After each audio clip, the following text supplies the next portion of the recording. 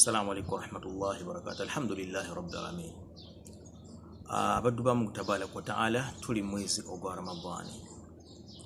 Allah tugamba nti kama kutiba ala alladhina min qablikum la'allakum tattaqun. Lwaki Allah subhanahu wa ta'ala yasalawo kubanga tulalika kusiiba yagenderera muki kutubonyabonya kutulumya njala. Allah yagenderera muki okusiiba bubumbwa bwaffe. Abamanyi b'ebyafaayo batugamba nti Allah tabaraka wa ta'ala bwe yamala okutunda emyoyo yagibuuza nti alastu bi rabbikum, ze katonda mmwe? Emyoyo ne gigaana kirina kye gyamuddamu.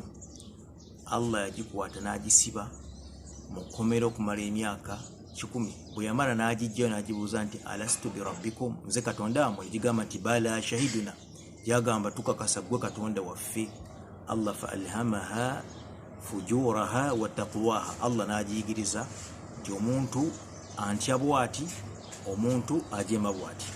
Wahadainahu najdain, Allah subhanahu wa ta'ala n'agiyigiriza nti lino ekkubo likutwala eri jjana, lino ekkubo likutwala eri mu jahannam, okusalawo kuba eri gwe.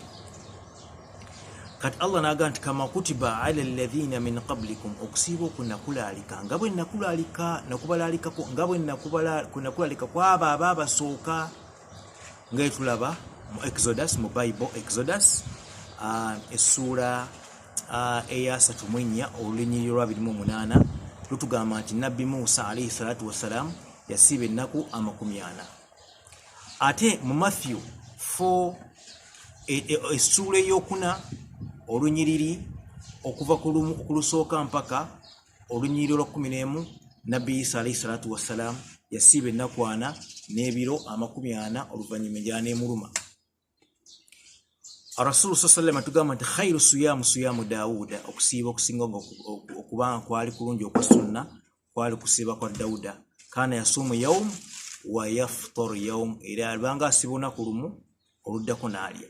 Kati Allah kyagamba nti kama kutiba ala alladhina min qablikum, okusiiba kuno nakulalika ku bantu ababakulembera okuviira ddala ku ntandikwa. Okusiiba kiri mu bubumbwa bwammwe, bwe munaasiiba la'allakum tattaqun, mujja kubanga muntya. Kyobola wa sallallahu alaihi wasallam tege mu hadith n'agamba nti suumu tasihhu, mubeere nga musiiba muwone.